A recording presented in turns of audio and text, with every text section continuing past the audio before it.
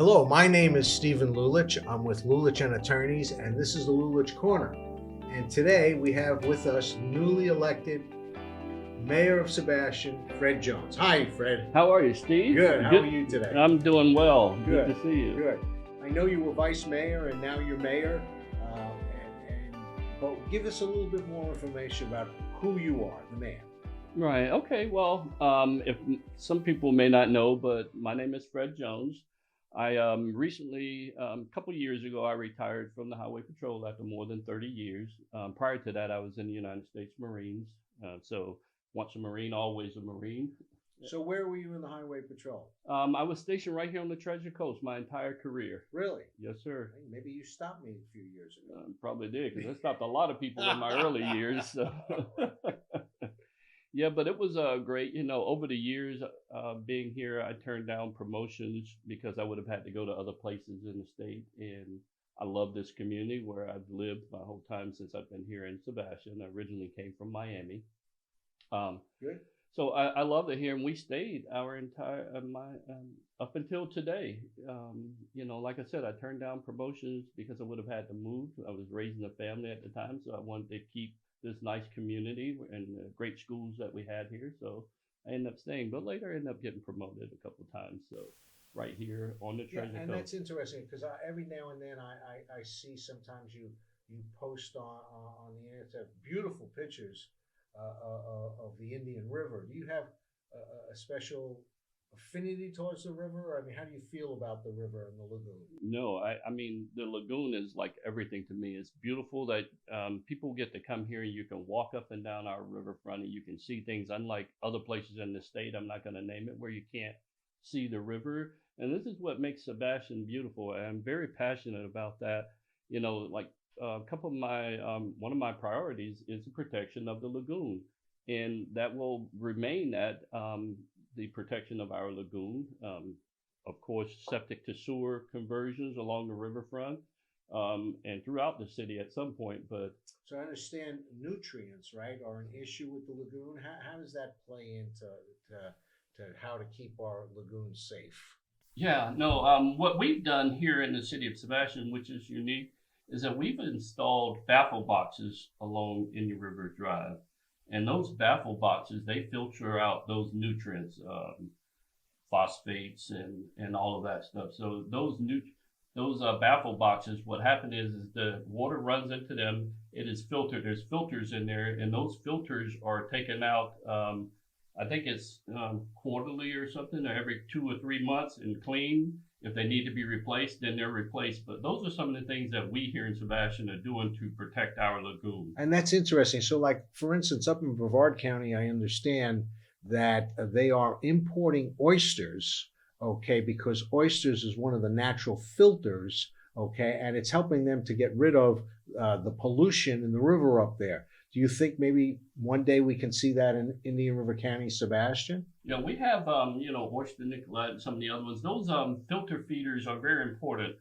And we, through our Natural Resources Board and everything, we have actually started. We put oyster mats along some of the pilings along the riverfront to attract those oysters to them, so that those they can filter out the water in the lagoon. It's going to take a lot more than that, but you have to start somewhere. That's great. So we're already moving in that direction. We are, and thanks to the help of Dr. Jeffrey Carrier and some other people, Charles Staterman, those people from the Natural Resources Board.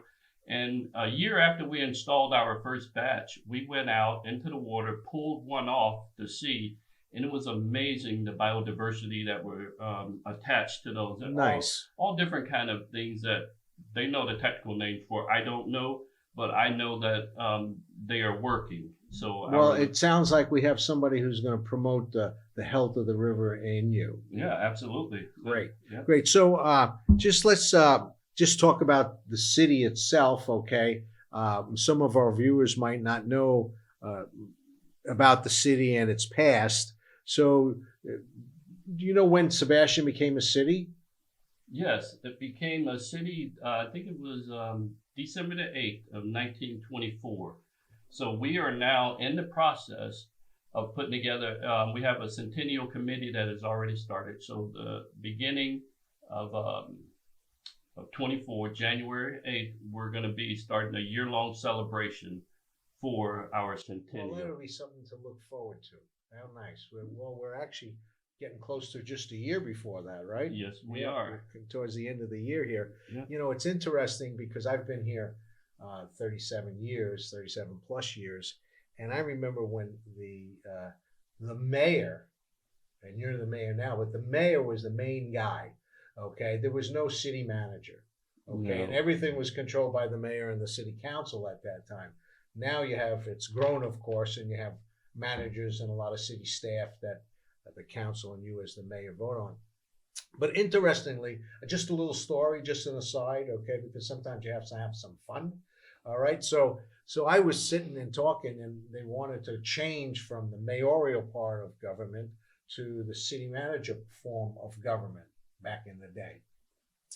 And so they interviewed, you know, they sent out resumes, 300 people answered it, you know, they narrowed it down to another 30, you know, and then they were wondering how were they going to get to the point where they can pick, you know, the new city manager.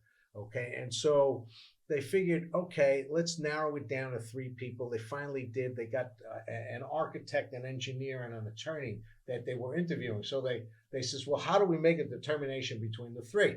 And so they says, okay, let's ask them all the same question and see what answer we get. You know, so they went to the architect and they said, what do you get 2 plus 2? And he pulls out his slide ruler, pulls it one way and then puts it the other way, you know, not his slide ruler, his T-square, draws a line this way, draws a line this way. And he says, when you add approximately 2 to approximately 2, you get approximately 4.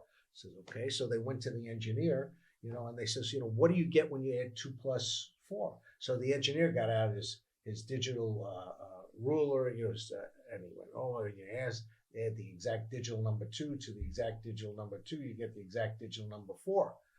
So they went in to see the attorney. So they walk into his office and they say, what do you get when you add 2 plus 2? Well, he gets up and he pulls down the shade, he takes the phone off the hook and he says, General, what would you like to get?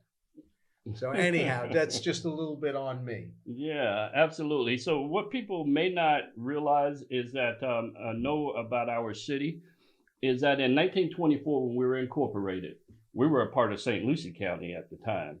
True. Yep. And at a town hall meeting, 82 of the 105 residents at that time, registered voters, attended the meeting. They decided the town would be governed by a mayor. And I think it was 5 aldermen, a clerk, and a marshal. Sebastian has gone through many. We started out as St. Lucie County, then we became a part of St. Johns County, Mosquito, and then St. Lucie again, and then to Brevard County in 1855 and 1905, back to St. Lucie County.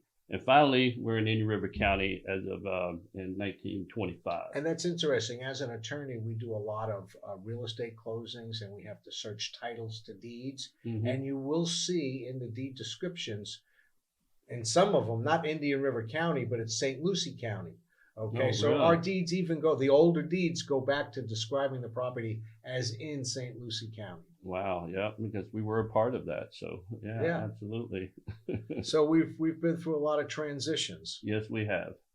Good. Well, I'm glad to be here in Sebastian. Yeah, so am I. I've been here just a little bit less than you. I've been here about 33 years, and you've been here 37. So yeah. So how large is Sebastian now? well, we're about 13.7 square miles. Yeah. Okay. Yeah. So are we the largest in any category in Indian River County? As a matter of fact, we're the largest city by population, voting population in Indian River County. We're pretty much double the size of Vero as far as voting Hence, population. we do now get a county commissioner of our own, right? I don't know. We'll see how that. We're still split with 2 of them right now. There you The go. western part of our city is covered by another, and most of it's covered by a different county commissioner. Yes. Yeah. So tell us a little bit about other areas, you know, like for instance, our recreational facilities. Oh yeah, and we have about 23 parks and other facilities. We have tennis courts. We recently added our pickleball courts out by the airport. As everybody knows, that's one of the fastest growing games in America, pickleball. And perhaps in the future, maybe we can add more pickleball courts. But we have Barber Street Sports Complex. You know, it's, I don't know. There's so Well, many unless things you that drive around Sebastian and really keep your eyes open, uh, you wouldn't know of all the facilities we have. Okay, so I needed to take a walk the other day and get some fresh air. And as you know, we're right next to the police department and City Hall. So I went, down and back of my building, and all of a sudden I was so shocked. There were fountains, there was Boys and Girls Club, and I think there was even Yeah, tennis we courts have back we there. have Friendship Park. We have the tennis courts and everything, and the Boys and Girls Club is there as Yeah, well. and so Yeah. unless you're an explorer of the city, you wouldn't know that right behind City Hall there's this fantastic facility. Yes, not to mention everywhere in all the areas of our neighborhoods, there we have pocket parks throughout the whole city. So just about every area where people live, there's pocket parks. There's parks that you can go to. We have a lot of green space and parks so that people can really enjoy this. And one of our jewels, obviously, is the Riverview Park. Yes. And that is where most of our main activities take place, you know. What are we doing with regard to other areas? Are there other areas concerned like pest management, affordable housing? I know these are a couple of areas that most people don't think about, but there is a mandate by government that we do have affordable housing, correct? Yes, and I think sometimes it's hard to, when you talk about affordable housing, to some people, some say affordable, some people think affordable housing means projects or whatever type, but affordable housing is one. It's talked about by the Urban Land Institute, ULI. They define affordable housing as housing, for sale housing serving moderate income working people. So we talk about our firefighters, our teachers, and all of those. Those are moderate income people. And this is when we talk about affordable housing. And some of the things that we are doing is we're addressing the regulations in our codes. We've addressed that in our comprehensive 2040 comprehensive plan for affordable housing. We're also looking to give incentives to builders for creating more affordable housing. So we're doing whatever we can here to get more affordable housing here for our workforce. Yeah, and what's interesting is nationwide there's a movement afoot. Okay, and I don't know if we've dealt with it here. I was talking with county officials, and I know they're looking into it, and some of the parcels in the county you can put what is called a tiny home. Okay, and so these homes are 400-500 square foot. Okay, they don't have a lot of furniture. Everything's built in, but it could be a 1 or a 2 bedroom, and they have full kitchen and bathrooms and all that. And so, if you want to go 1,000-foot, 1,200, 1,500-foot home, because I think 1,000 now is the minimum in city of Sebastian. You're looking at, you can't even find a home for what, 250. Most of them, because they're building the bigger homes on them, 2,000 square feet. Okay, they go for 350,000, and 350,000 for your average working class, okay, couple, okay, never mind single, that makes it even more difficult, is pretty steep, okay? It's pretty steep. So maybe you would consider, and the council, looking at the tiny home. Now, in some communities, they're putting the tiny homes, instead of mobile home communities, they're saying, okay, let's make it a tiny home community and you get a pool or something like that. But some people would like to put tiny homes as an addition in their backyard if they have a big enough lot, so that they could put their kids' family in that. Somebody gets married, they don't have enough place in their 2-bedroom house, they got a tiny home. So anyhow, I'm sure you'll be looking into all of the issues for affordable housing in the future. Yeah, absolutely. And keeping an eye on it. Yeah, we're definitely working on that. There's nothing concrete right now, but we're definitely trying to find everything that we can so that we can make housing affordable for the working class. And I can tell you, I had a personal experience with that. My daughter just came back from college. She moved back to town and she tried to find a place. there was nothing that could fit her budget. I mean, here, and then throughout the county, just about, we were lucky to find a place that was a little bit above her budget, but it is so difficult to find it. And for my wife and I mean, you're talking about $350,000 house. I don't know that I could afford a $350,000. And well, we just recently heard that rents have finally stabilized because they kept on going up too, right? Which it made it very difficult. So, is there a problem with pests in Sebastian? No. Oh, no, well, I'm no. just wondering. No, we've instituted integrated pest management plan. The first one was for our parks, and that was in 2020. And then our second plan we approved from the council in 2021, which covers our stormwater conveyance system. And we know how important that a stormwater conveyance system is. I mean, we're doing everything that we can right now to catch up from some issues that we had a couple of years ago. Yeah, big hot item on the city council. But it kind of we were already behind, and that put the city way much further behind. And this council, we're working obviously, and through our programs, working to make sure that we get these our drainage system up to date, and we're also working on a stormwater master plan that should be coming out in the near future. Hopefully, it should be finalized, and so we can address all that. So going back to pest management, okay, and so there's not a problem with pests, but that's because you keep it under control. Correct. Okay, and so we're talking about mosquitoes, and we're talking about bugs and stuff like this, and so the big concern a couple of years ago, 2-3 years ago, where I don't know, there was even a coup d'etat in Sebastian was chemicals, and the treatment of weeds and pests, with toxic chemicals. So are we getting more towards a non-toxic plant-based type of control system? Yeah, so our pest management program promotes the most sustainable pest management methods based on planning and preservation, which aim to minimize the risk to humans and the environment by not using chemicals as a one thing. Everything gets sprayed with chemicals. Only if it's totally necessary are we using chemicals, but we're using other methods. And this is what the integrated pest management plan details. And if someone uses chemicals, one of our contractors or whatever, they have to list everything they do, when they did it, all of it, so we can go back and review how much was used and all of that. So they know they can't use but a certain amount. Yeah, and I understand that the new wave in permaculture, okay, is that you can control the weeds, or you can control vegetation with the right type of vegetation. So I'm sure you're looking into all of the modern methods. Oh, absolutely. We're doing everything that we can to remain sustainable and to protect the environment, our citizens and people that come visit us. So, but we still have to manage it. For example, obviously you have to use something for the fire ants, for example. At our park, for example, Riverview Park, we treat the ants out there.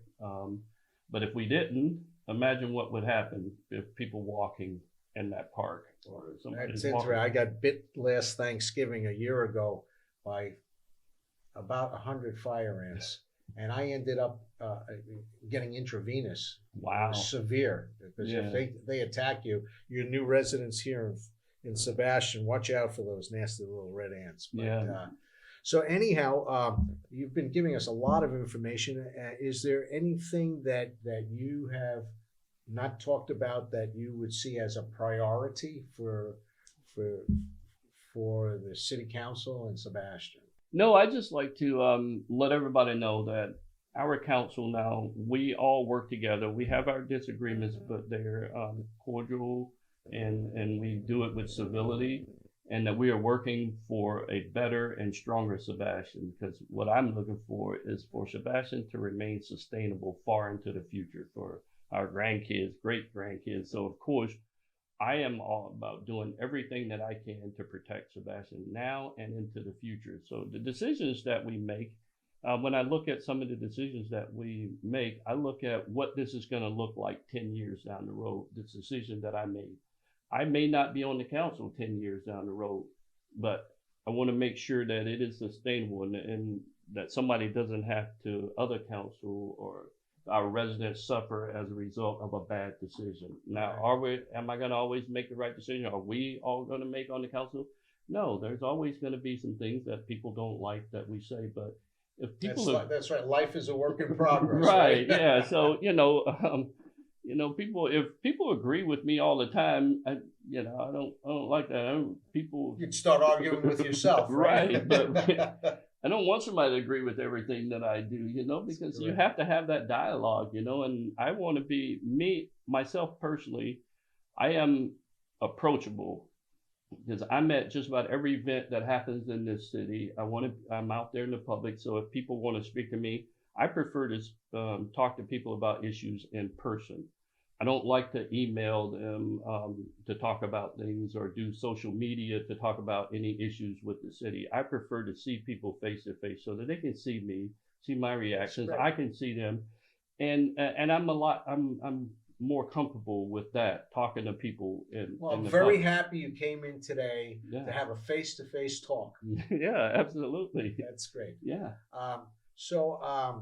It seems that you've got your work cut out for you. You've got a bunch of things on your agenda, and we hope that the city council and yourself, as the mayor, move forward in the directions that you're talking about, thinking about the future, and we hope that this is an example to the federal government to do the same. Yes, work together. That's right. Yeah, you can agree to disagree. But at the end of the day, there must be civility and in just all walks of life, not just government, but people of these different bodies need to learn how to work together and not just say, because we want this, we don't care what you want. It's got to be what's right for the people. This is what we were elected by the people to do, is to do the people's business, I don't know. It just upsets me when I don't see. It's called service. Service, right? Okay? It's not about me. It's not about you. Exactly. It's about what's best for the future and the people. Exactly. I tell people all the time, I'm there for what's good for Sebastian, not about Fred Jones. Fred Jones doesn't have a personal agenda. My agenda is what's good for Sebastian. That's and this great. is what I strive to do every day, is to do the right thing for Sebastian and to stand up and fight for Sebastian if necessary. I'm so happy that you're our mayor, okay, and thank you very much for coming in today, okay, and we hope the people will get some good information, which I think you've given us today, to know where we're headed in Sebastian. Yeah, absolutely. Thank you again, Fred. Yeah, thank you so much. Appreciate it. I appreciate you inviting me. Have a great day. Yes, sir, you too.